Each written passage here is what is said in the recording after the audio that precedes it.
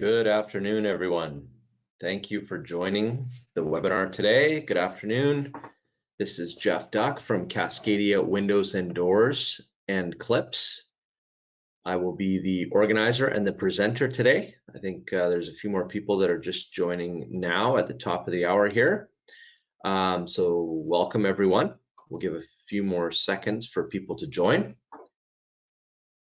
And while we're waiting, we'll go through a few housekeeping details before we start today's webinar. You can see on the slide that technical support for today's webinar is available through the GoToMeeting software and support system. The information for that is in your registration confirmation email. So if you have any issues, please go to GoToMeeting or GoToWebinar for their help. Continuing education credits, those will automatically be sent out after the presentation. If you provided us with your information upon registration, there's no need to do anything on your part. We will send all that through.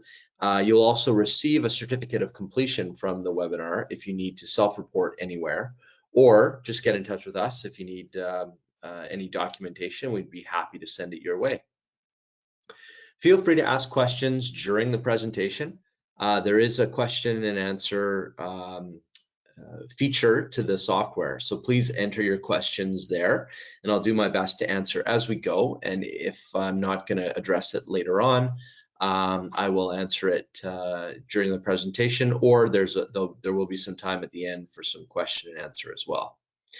Finally, audio, best to use your computer audio for this presentation if possible, or a phone, but long distance charges may apply, so hopefully everything's working properly. I am going to go off camera here and then come back at the end to maximize the bandwidth for people in the viewing area for the slides. And without further delay, we will move to the presentation. So we have updated this presentation. This is the first, I think, GoToWebinar that we are presenting the new version. So there's some new content around our cladding attachment system. But basically, we're calling this Mind the Gap, Better Exterior Wall Performance through the cladding attachment.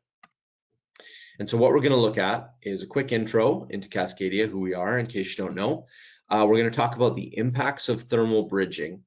Then we're going to talk about prescriptive versus U values and touch on the thermal modeling terms, psi and chi values, that you're probably becoming more familiar with as energy modeling becomes more and more used and required by ever increasing and challenging building codes. We're going to talk about different insulation approaches and the pros and cons associated with those. Cladding attachment options. We're going to run through the number of systems and options that exist out there for your project and the pros and cons of all of them. There isn't really a one-size-fits-all solution, but there are pros and cons to a lot of different systems and trade-offs, and so education around those will hopefully be achieved there. Finally, design performance characteristics from different systems and attachments. And then some case studies to put some real world examples and pictures to what we're talking about in theory. And then, as I mentioned, we'll wrap up with question and answer. Okay, so an introduction into Cascadia Windows and Doors. Who are we? We manufacture building envelope components made from fiberglass to optimize the performance of a building exterior and building assembly. So we manufacture multifamily windows for commercial and residential multifamily buildings. We have punched and stripped fiberglass windows, as well as North America's first fiberglass window wall system. So a window from slab to slab on a concrete steel frame high-rise building. We also do some storefront glazing as well. So you can have a thermally efficient storefront to the building. We also do residential fixed and operable windows, mostly for high-end or passive house type builds that are trying to achieve high levels of energy efficiency or high step codes in BC, for example, or other building codes that are getting more and more stringent. We are providing solutions there to help clients and energy modelers hit the targets that they're looking for from their fenestration and their building envelope. And then finally, where we're going to focus today is on thermally efficient cladding attachment systems. So eliminating thermal bridging with the cladding attachment system to, again, increase the performance and the effectiveness of the wall. So Cascadia Windows and Doors started in 2008, and we're located in a suburb of Vancouver, British Columbia. We operate all across North America. We sort of had primary markets in the West Coast, but we've since basically expanded across North America, and especially with our Cascadia clips, they're quite light and they're shipped all over North America to all climate zones to maximize the energy efficiency of either heat loss or keeping heat out as well in some warmer climates and keeping cool air in. And ultimately, our purpose is to provide cost-effective solutions to stringent energy code requirements, and those are ever increasing. So let's understand first the problem with buildings, and I think the general population is just becoming more and more aware that carbon in the atmosphere is bad, and that buildings are responsible for, in the US, 44.5% of all CO2 emissions in the atmosphere, and the Canadian statistic is quite similar. So as a category, we have an opportunity with buildings to make a big impact, and by building better buildings, reducing the amount of CO2 that goes into the air from our industry. Here's a thermograph of the importance of building science. This is a row home in New York City. One of them is built to passive house level standards, and the others are more conventional, more historical building practices. And you can see that the building showing up in blue there, representing a cool exterior, no heat loss or limited heat loss, compared to the other buildings that are showing up in red and yellow, definitely showing heat loss from their envelope. And so what we're going to address here is that the cladding attachment matters most when we're talking about insulating the building envelope and the efficiency of a wall. The image on the left here is an attempt to satisfy the code requirement at the time by increasing the thickness of exterior insulation. You can see there's 12 full inches of exterior insulation on this building wall. So that's quite a thick wall and quite a lot of material. The challenge is that the bridge itself, the thermal bridges themselves, were not addressed. And so while the areas around those thermal bridges are very well insulated, the pathways have not been addressed, and therefore the building is still losing a lot of energy. Versus the picture on the right, which shows the Cascadia clip as the thermally efficient, thermally broken cladding attachment system. There's only 3.5 inches of insulation on that wall, but it has a higher effective R value than the wall with 12 inches of insulation, all because the thermal bridges have been reduced. And by targeting that weakest link, you've improved the overall performance of that building with only 3.5 inches of material. So a lot better use of material, time, and labor for sure. So we're gonna have a few polls here on this webinar, a few interactive opportunities. So the first one, have you been on a team that's detailed or specified a thermally improved cladding support system? Or is this completely new to you? Please go ahead and let me know. It's interesting to see, how the audience is made up, if there's a lot of experience around specifying and detailing thermally improved cladding attachment, or if this is new. So we'll give folks a couple more seconds to enter their answers. Looks like most have done that now. So in this group, 57% have not been on a team that's detailed or specified a thermally improved cladding attachment system, and about 43% have. So that's great. I appreciate the participation and the fact that we've got a relatively good mix here, an even split almost of those that have to those that haven't. So we'll review the physics just before we get further into the presentation as well. The different types of heat flow.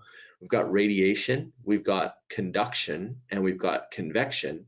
And so conduction, or the movement through materials, heat flow through materials, is what we're going to address when we talk about cladding attachment and eliminating thermal bridging.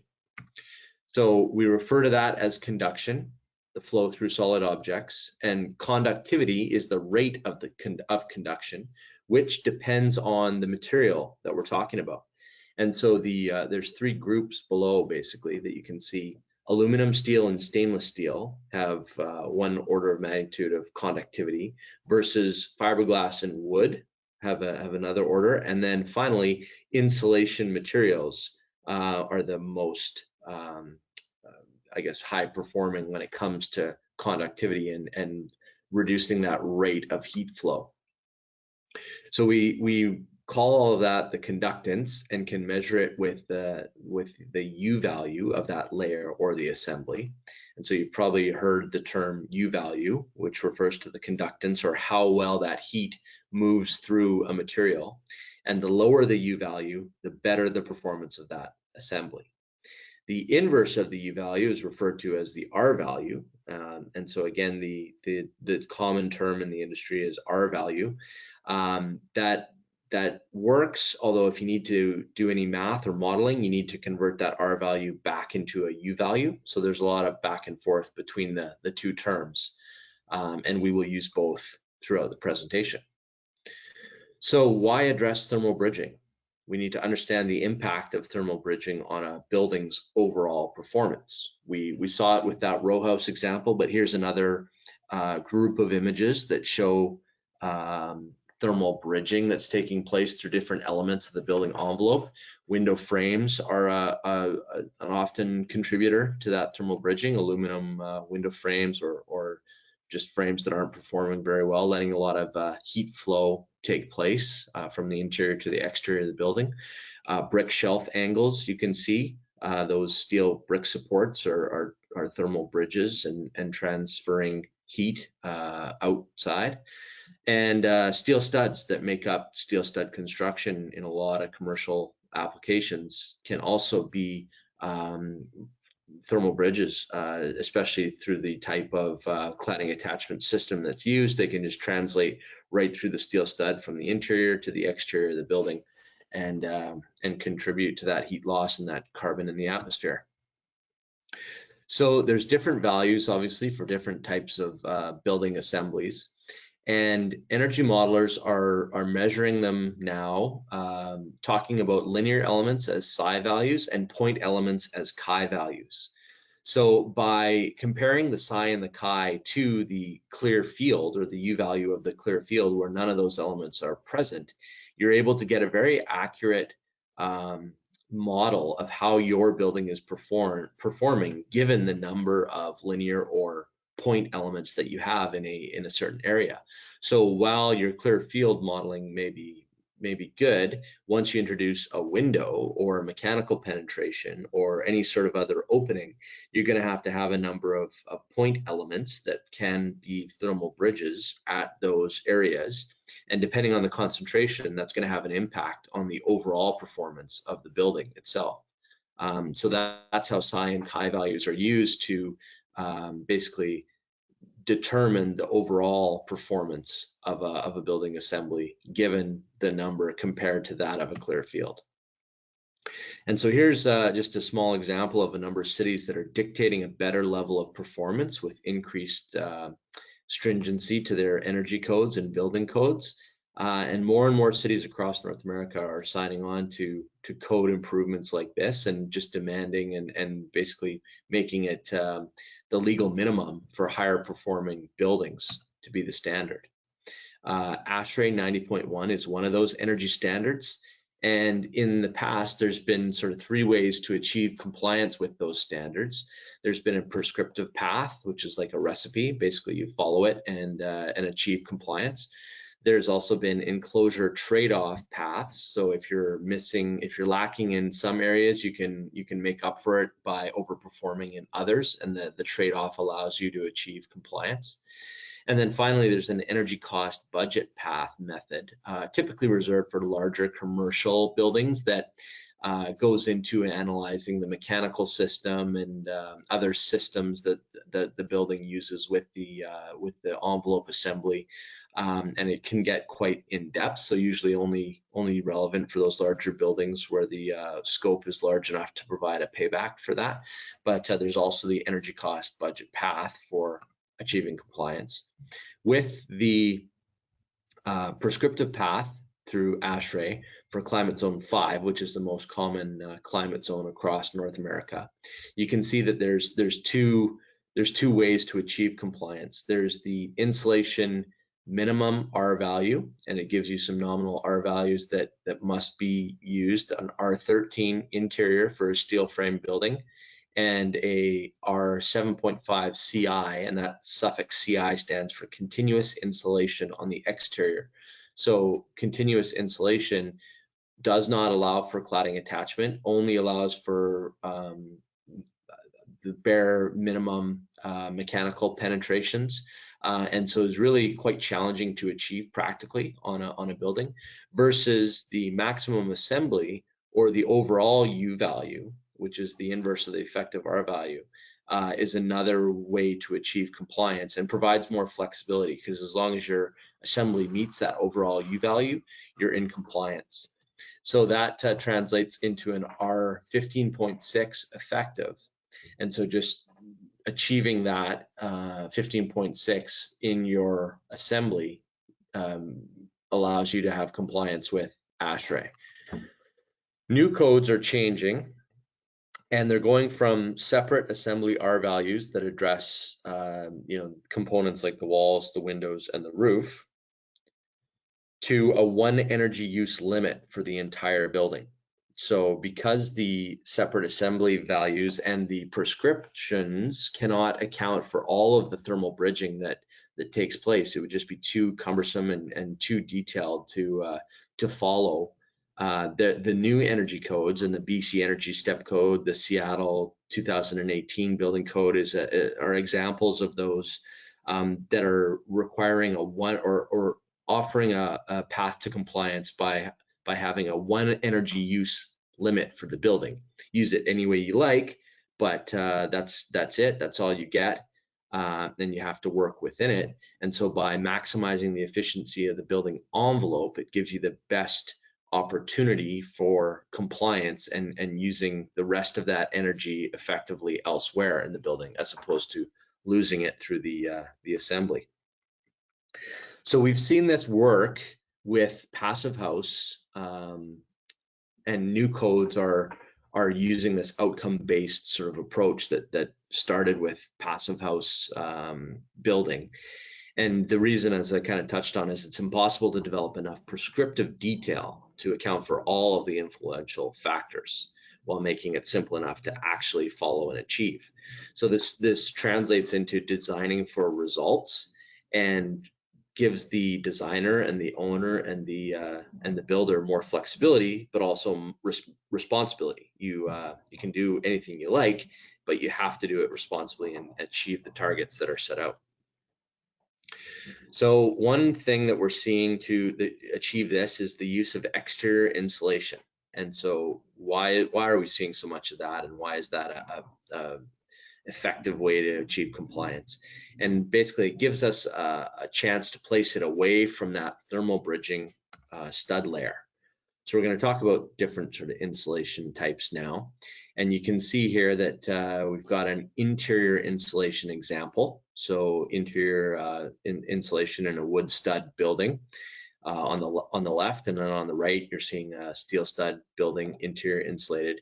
The efficiency of that insulation in the wood building is it works. The insulation is efficient because those wood studs, if you go back to the conductance, they don't have a high level of conductivity, versus the steel stud building, very conductive, and therefore inefficient use of insulation. When you're insulating a steel stud cavity, your effective R value is probably 50% or worse than the nominal R value of the material that you're using. So not a great use.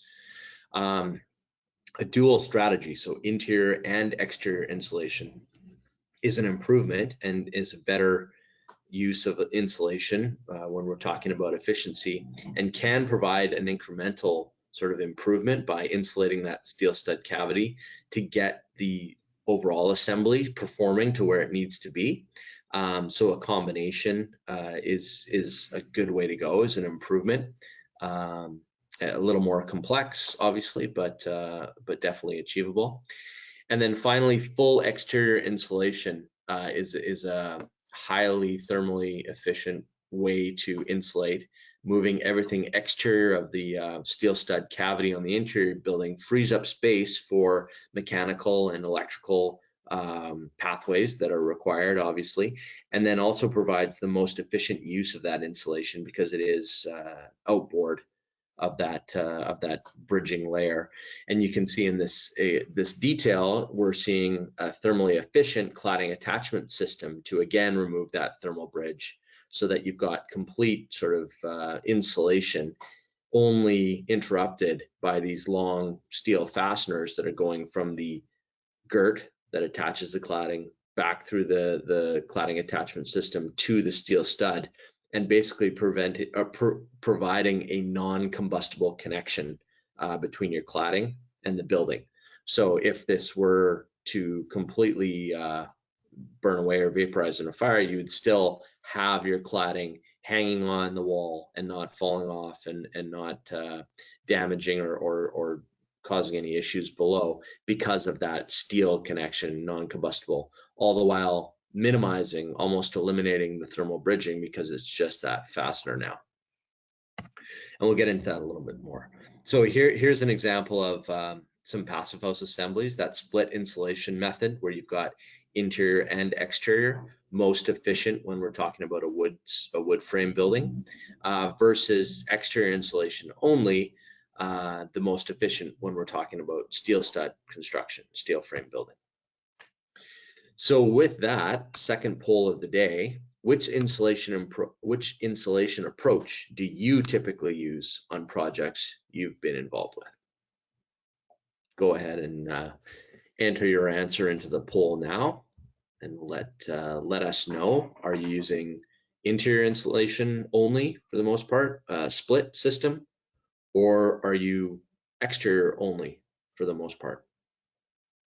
So we'll see where this group, and it obviously depends on the project type that you're familiar with and that you're working on most commonly. We'll give just a couple more seconds for those responses, and I'll share them. So an interesting mix here: 35% are interior insulation only, 27 using a split insulation technique, and 38 exterior only. So really interesting, really good mix of all three types. Thanks for participating and sharing those answers. So now we'll look at how cladding attachment impacts that building performance. And the spoiler here is that thermally improved cladding attachment is actually more important than the insulation type and even thickness that's used. And we kind of saw that early on. So here's a thermal image of, again, the impact of how you attach your cladding to the building and that thermal bridging. You can see on the left, typical just steel Z-girt, basically used to attach the cladding to the steel stud framing of the building with just a short fastener that's penetrating that exterior drywall and weather barrier, presumably, versus the picture on the right. You can see that the variation of these thermal images is just very subtle because of that steel fastener that I pointed out in an earlier slide, but almost eliminated. And so you've almost eliminated completely that thermal bridging with the cladding attachment. So that's an example of why the industry is moving away, or why the energy requirements are requiring the industry to move away from just using steel girts to connect back to the steel stud like we've seen for years in steel stud construction. Instead, with a thermally improved cladding attachment system, back to this example of 12 inches versus 3.5 inches of exterior insulation, the 3.5 inch thick wall has a higher effective R value than that 12 inches of insulation. So how can we achieve better cladding attachment? Obviously, there's the metal girts that we saw, and that's kind of the old way that's not very efficient. There are aluminum clips that can be used to achieve compliance and performance. Galvanized steel, stainless steel. Stainless is a less conductive material than galvanized steel, so you'll see that used as a strategy to increase building envelope performance. Isolated clips, so some sort of galvanized material with an isolator behind it to prevent that thermal bridging. Fiberglass, using a composite material like fiberglass to eliminate thermal bridging as the attachment system. Direct attachment, which is just a fastener, just a long fastener through insulation. And then finally, fiberglass girts, kind of a hybrid between the old and the new way of doing things, making a girt out of fiberglass. So here's some examples with pictures here of metal girts, and you'll see those horizontal or vertical.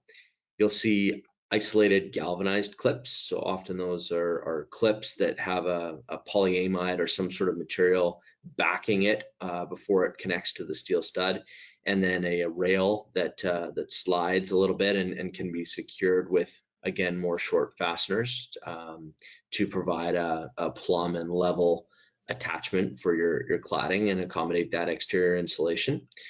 You're seeing fiberglass clips, both for vertical and horizontal use, that eliminate that thermal bridge between your steel girt and the steel backup wall and allow that insulation layer to be complete and not penetrated by any of those sliding rails. And then finally, a full fiberglass girt is another solution. No through screws in this case. However, there are combustibility concerns potentially with a full fiberglass girt solution that need to be considered and basically approved in the area that they're being used in or by the codes. Typically not approved in Canada, are more so approved and used in the US, but that's kind of an aside, and we'll get into more of that as well. So when we're defining performance, thermal efficiency is a major one, but not the only one. And so you can see here that the spectrum of thermal performance from the different systems, and obviously the types of fasteners and the types of materials that you're using with these systems give it a range of performance. And you can see that the high end of the range is up to about 95% efficiency, and the low end of the range is that 20% where we're losing 80% of our value with the material that we're using.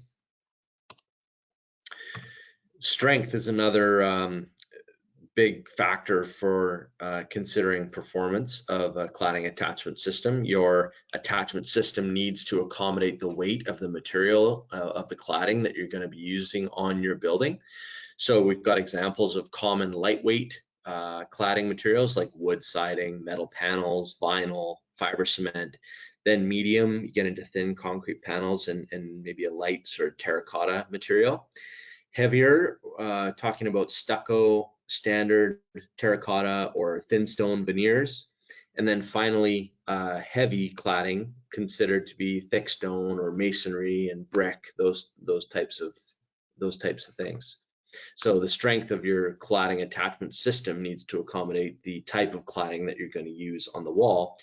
And one way to increase strength is to increase the supports. You're seeing that a little bit with the example of the window, where you can see around the window, you're having to increase the number of clips and of supports for the cladding attachment that are being used. And if those clips are not thermally efficient, all of a sudden that heavier concentration becomes a weak point and becomes an area of increased thermal bridging. So again, it's important that this would be the psi value. It's important that the psi value calculation here isn't all of a sudden impacting your clear field or your U value of your assembly. And so the cladding attachment system needs to be thermally efficient here to eliminate the increase in material being used to support either heavy cladding or a penetration like a window or an opening or a balcony or something like that. So there are a number of design tools that are available to help when you're looking at these types of situations for your project. And I'm going to go to one that's on the Cascadia Windows and Doors website, cascadiawindows.com. So we have the Cascadia Clip spacing calculator that is available to help design and provide a design guide for spacing and the max allowable wind load that a certain configuration of spacing and insulation thickness will achieve, as well as the R value for that assembly, so that you can make sure that you're achieving the R value target as well that you're setting out to achieve. So just briefly, this calculator combines over 70,000 different combinations of materials to, in real time, give you updates here to those values that you're pursuing. So for the R value, for example, we'll look at a common steel stud, 18 gauge, 3 5/8 inch, with no bats in the cavity, because we know that's not an efficient use of that material. We'll go with mineral wool that typically has an R value of about 4.3 per inch. Spray foam is another option here at 6.2 per inch, but we'll go with mineral wool because it's tolerant of substrate irregularities, and it can be sort of molded around cladding attachment and irregular substrates, concrete walls, etc. Fastener type, galvanized is most common. Stainless, as we mentioned, is less conductive but more expensive, so you'll pay a bit more, but it can be a way to incrementally improve the performance. And we'll look at that impact in a second here, but we'll start with galvanized steel. And now the spacing. So horizontal spacing, typically every stud or every 16 inches is common. Your cladding dead load, we can enter that. If it's going to be on the heavy end here, we're going to see this for masonry or stone, and more of the lightweight, like the fiber cement and the ACM panels of the worlds, are going to be around that 3 PSF or less. So we'll start there, and obviously you can input for your project whatever your actual dead load is, and then we can look at what our effective R values are going to be given the insulation depth and or cladding attachment clip size and the spacing associated with those clips. So obviously the further apart the spacing, the less material, the less thermal bridging, and the higher the effective R value. So with this tight spacing that would typically be used for a heavy cladding, you can see that with 2 inches of exterior insulation, we're getting an R10 with a max wind load of 152.3. So a very high wind load, suitable for that's not realistic really, that's overkill. So what we can do here with this R value too is not where we need it to be. If you think back to the ASHRAE example, 15.6, we're not even in compliance with ASHRAE. So we need to improve things here. If we go to a 48-inch spacing, you can see that the max wind load decreases because you're not as strong, but the R value has increased up to 11.1. And now if we go from 2 to 2.5 to 3 to 3.5 inches, you can see at 3.5 inches we're exceeding our ASHRAE target.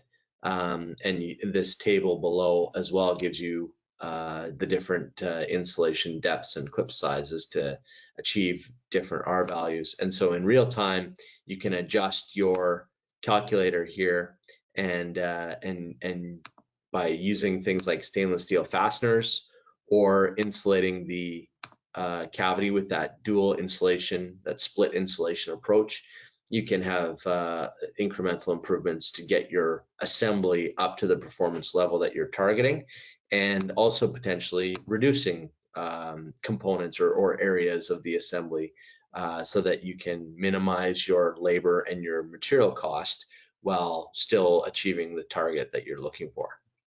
So a really handy tool that a lot of installers use, designers, architects, open to anybody that needs to address any of these issues. And we're happy to walk you through it, or look at your project specifically if you want to get in touch with us and run your project through the calculator.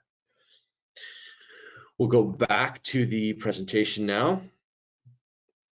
So that was an example of some of the design tools that are available.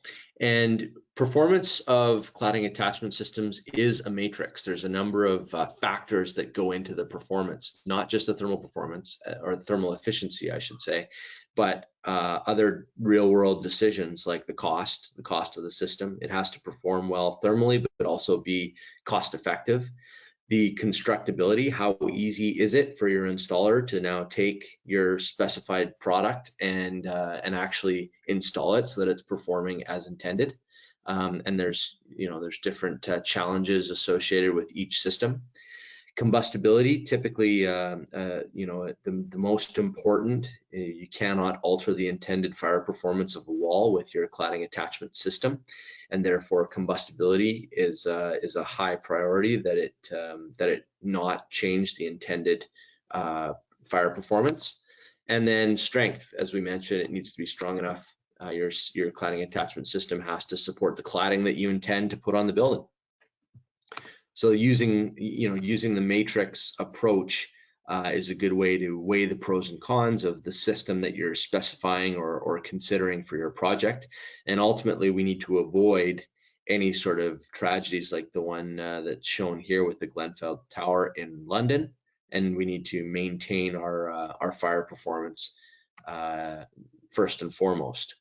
So that's a big one, and obviously there's a ton of analysis and testing that's done around fire performance. Spacers need to be acceptable for use in a wall that's required to be non-combustible, and it also needs to maintain two code and common sense objectives, which are that we can't alter the intended fire performance of a non-combustible wall, and the cladding must stay in place even if the component is damaged. So number one is clear by analysis, and then can be supported by testing. And number two is clear by observation and direct fastening. So in Canada, there's the Canadian Code evaluation, and there's consultants and professionals that are available for that. With the Cascadia clip example, you can see a picture of orange Cascadia clips on the right. The fiberglass clip with its steel fastener was determined to be a minor combustible component suitable for use in all non-combustible construction. In the US, we went with a third-party ruling from Iatmo that also deemed the Cascadia clip suitable for non-combustible construction, all types. And that's again because of the fact that you can trace, without lifting your pen from the page, the direct connection from that long steel fastener to the steel stud backup and the steel Z-girt that attaches the cladding, Z-girt or hat track or whatever your girt is that you're going to use. So that steel to steel to steel connection makes it suitable for non-combustible construction. And here's that Iatmo report in the US, because they just don't have the term minor combustible component in the codes in the US. We have the third-party certification for the Cascadia clip, for example, and approving the uses for all types of construction, looking at all the different aspects of the design, and the only clip at the time with a nationally recognized third-party code compliance report. There's also the testing, the NFPA 285 testing, and some of you may be familiar with that. Here's a picture of a test we were involved with an ACM panel manufacturer. And you can see that during the deconstruction here, you're taking apart the wall after the test and after the flame has been subjected to your assembly. And you can see that at the base there where the flame was most intense, there's a Cascadia clip right at the bottom that was definitely charred, protected relatively well by that mineral wool, all things considered, but charred and damaged, need to be replaced, but actually still structurally intact. We took that out and we tried to sort of break it and bend it and jump on it, and it stayed structurally intact. So nice solid pass with these MCM panels as an example. So for fire performance, the conclusion was that the clip does nothing and therefore changes nothing. And that's important because we can't change or alter the intended performance of a non-combustible wall. There's also Intertech listings with rock wool that allow designers and architects to have flexibility when it comes to materials like the cladding or like the WRB, as long as it meets the required flame spread ratios, etc.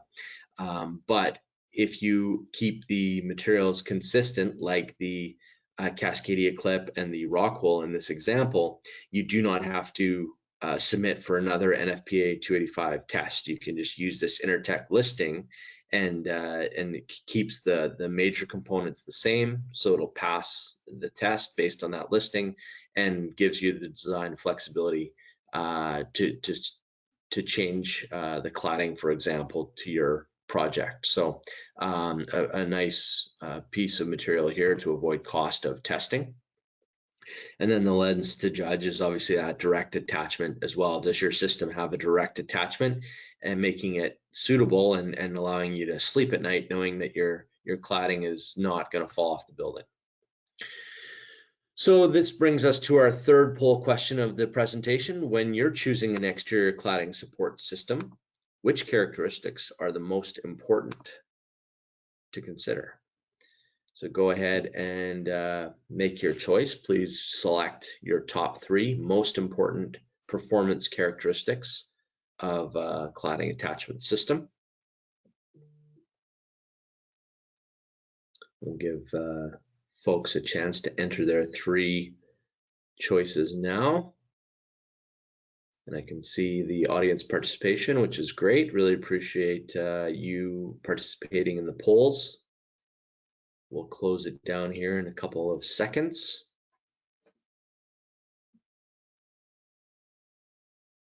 Okay, thank you everyone for participating.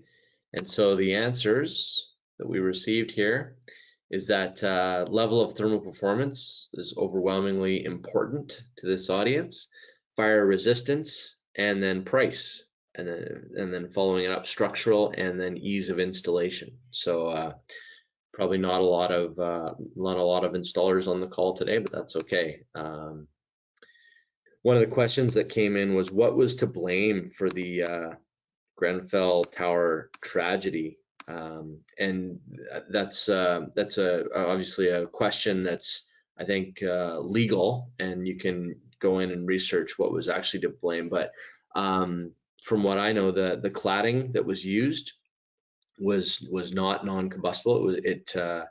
It allowed for the fire to travel up the building between floors and almost had like a chimney effect that contributed to the flame spread, as opposed to not contributing and causing the fire to stay localized. So the materials that were used in that building were unfortunately part of the reason that we saw that tragedy occur.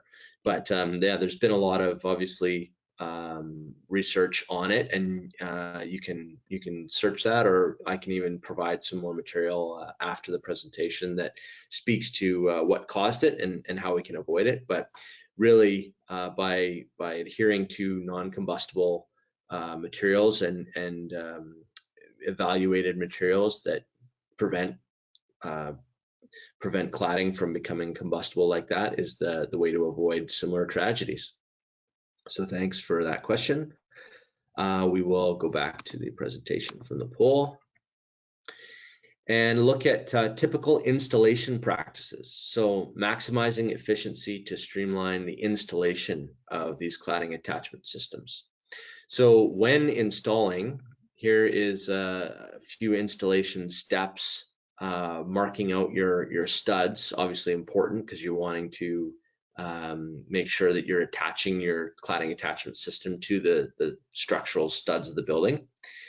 Securing the cladding attachment system to the backup wall with a fastener, and then installing the insulation between those clips and the vertical girts. In this situation, you can see that the insulation is being notched around the cladding attachment system to eliminate any sort of air gaps or things that would contribute to heat loss and not sufficient insulation. You can also see the stick pin there that would be retaining that insulation. And those are the relief cuts. This picture here is an example with rigid insulation. So systems can also be used with rigid insulation. Although rigid is not tolerant to substrate irregularity, you've got to do a lot more cutting and notching. So it makes it a little more challenging for installation. Those areas and those gaps are typically then filled with a spray foam to eliminate the air pockets and any sort of gaps in insulation, but definitely still achievable, and that insulation has a high R value per square foot, so sometimes that's important. And then once you've got the insulation installed around the cladding attachment system, you can install your cladding onto those girts that in this case are running vertically. With a horizontal system, again, secure your clips to the studs that you've marked out on the backup wall. And in this case, you'll see the girts that are running horizontally. Typically 24-inch vertical spacing is common to see between these horizontal girts, sometimes more, depending again on the cladding. And so you've got your cladding attachment, probably alternating studs every 32 inches on center, and then that alternation changes every 24 inches vertically. So you're using actually every stud, but to distribute the load, but minimizing the number of clips and number of attachments and number of thermal bridges that are there. And then once you've got that insulation installed, again, cladding secured to those girts. For adjustability, you're obviously not dealing with fully plumb and level walls all the time, and therefore adjustability can be required. Not all the time, but sometimes. And so when it's required, an on-demand solution is often best as opposed to an inherent solution. And there are a number of components that can enable adjustability, including shims that can be installed either at the back or at the front of cladding attachment systems, and brackets. You can see an example of an adjustability bracket with the Cascadia clip that is installed in place of where the girt would typically be installed, but then allows the girt to be adjusted in or out, and then finally secured once that plumb and level position has been achieved. For the horizontal application, again, shims on the face or at the back of the wall is a great way to ensure that your cladding is plumb and level. So final poll question: what type of insulation do you typically use when you're using insulation on an exterior cladding assembly? Do you typically use rigid or spray foam or mineral wool? Or maybe you haven't used exterior insulation, maybe you've only been using interior batt insulation, and then maybe there's other types as well. So please go ahead and enter your answer. Let me know, let us know. I'll share the results with the audience. What's the most common type of insulation that you're typically using or specifying in the jobs that you're doing? We'll give a couple more seconds for most people to answer. Looks great. So interesting result here that we've got the audience split between two categories only, mineral wool and rigid foam. So those are the two most common types, I would say, and as shown here, the two most common that are being used by this audience, mineral wool being a little more used, and again, mineral wool is the semi-rigid type is obviously tolerant to substrate irregularity, which makes it a nice material for efficiency and installation. So really appreciate your responses there. And now we'll look at some thermal bridging in the real world and project examples. So here's a job in Seattle called the Bullitt Center, Living Building Certified project. And you can see the project team that was involved with this building. A really nice installation picture here. You can see the horizontal subgirt that the cladding is installed on, with the insulation between those horizontal subgirts and the Cascadia clips. You can see there's an orange backup wall, but also orange clips that are eliminating the thermal bridging between those horizontal girts and the cladding. And you can see the guys working on the swing stage here with relatively large spacing between girts. Obviously, this cladding and the wind load, max wind loads were such that that was permitted on this building, and the result is a very attractive building that that achieved the compliance with the codes and the targets for the envelope efficiency and R values that they were looking for. This fire hall is in Vancouver, BC. It's North America's first passive house fire hall. The project team is seen there, and it's actually just nearing completion now, so it should be done hopefully this year, maybe early 2023, depending on how they finish up. But this design, this building had 8 inches of exterior semi-rigid mineral wool, an 8-inch fiberglass Cascadia clip that was using vertical Z-girt to then have the next layer of the envelope attached. So a really interesting design and use of materials to achieve passive house performance from a building like, a fire hall that, wouldn't typically or hasn't conventionally been built like this. So really interesting example of a project that can be built to passive house standards. Here's a job in Hamilton, Ontario that was EnerFit Passive House certified.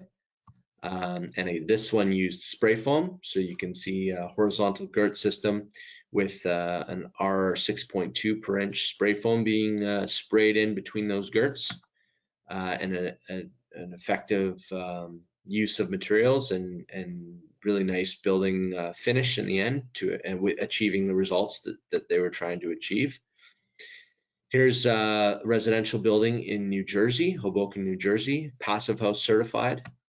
8-inch clips, again, used 2 layers of 4-inch mineral wool. And you can see that the 8-inch clip was also sealed on 3 sides here at the back to just prevent any sort of moisture going into the backup wall there. And then vertical girt system to attach the cladding with that 8 inches of exterior insulation. And very attractive building. There's some finished shots, interesting design with the cladding, and efficient with that 8 inches of exterior insulation and a combination of high performance windows in that building as well. Massachusetts, passive house certified building called Finch Cambridge. Project team listed there.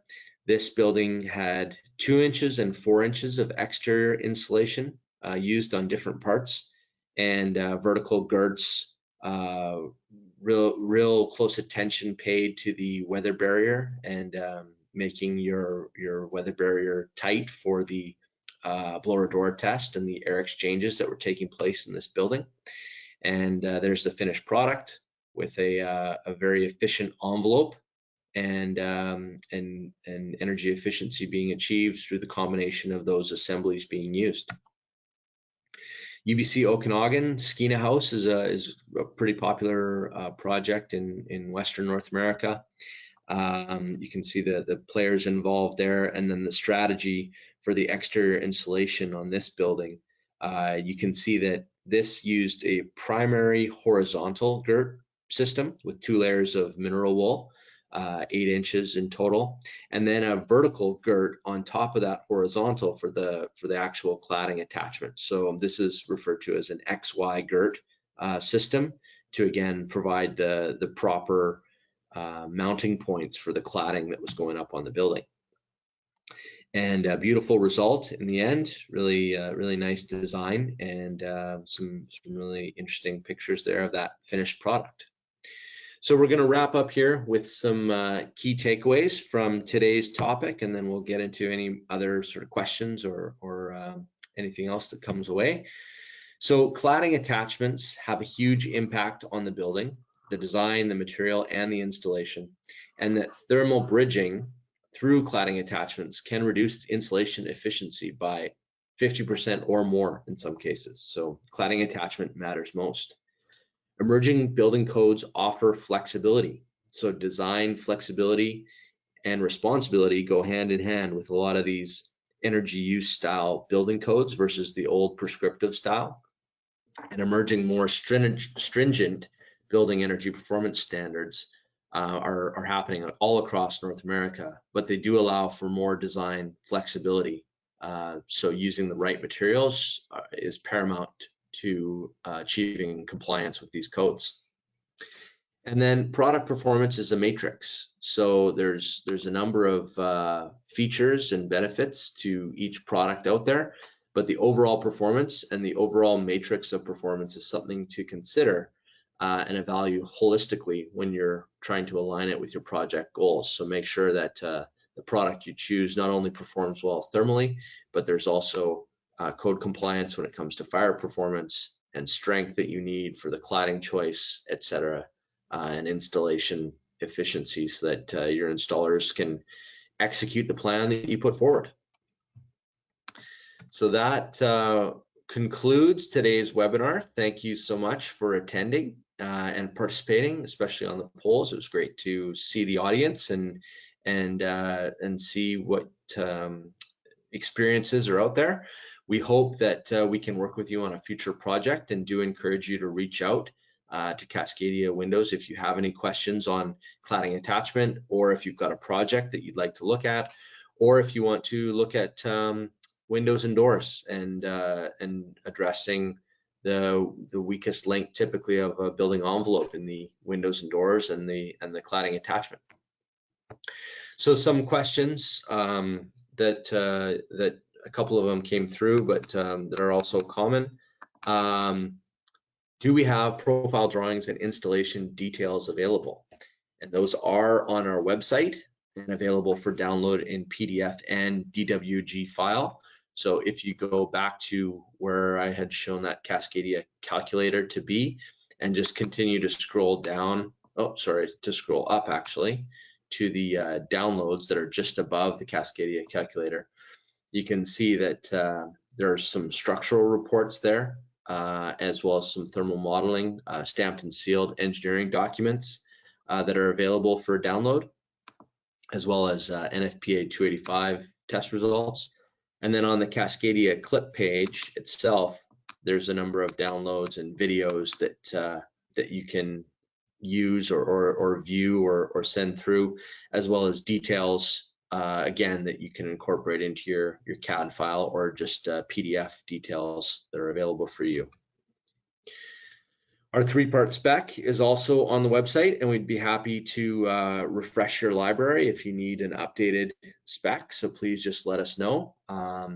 We also, the engineering reports are mentioned, are available and often used for submittal to support the design guide that we went through. So the design guide has all of the data thermally and structurally behind it, stamped and sealed, that can be used as a submittal if required for your project. And then installation, we're happy to work with installers either in the field or remotely via Zoom or Teams or what have you, and just address any of the tips and tricks when we're talking about installing your cladding attachment system most efficiently. Some things are drill speed, making sure that the installers just aren't going too quickly with their drill speed and causing the fasteners to temper when they're trying to get through the steel stud because they're spinning so quickly. So just a simple trick like lowering your RPMs to 1800 or 2000 can make the difference between an installer really struggling with an installation or having success the first time and making things efficient. So those support tools are available for viewing on our website, and you can also download them if you need to. Costs, there was a question about cost comparison between those systems. So obviously different manufacturers, different costs associated, but there are resources available, and you can contact us if you're looking at a project for a quick quote or an in-depth quote, and we can do a cost comparison if you want of a conventional Girts system versus a thermally efficient cladding attachment system, or comparing two different types of cladding attachment systems and making sure that you're capturing an apples to apples comparison when it comes to cost of material as well as cost of installation. So thank you so much for the questions.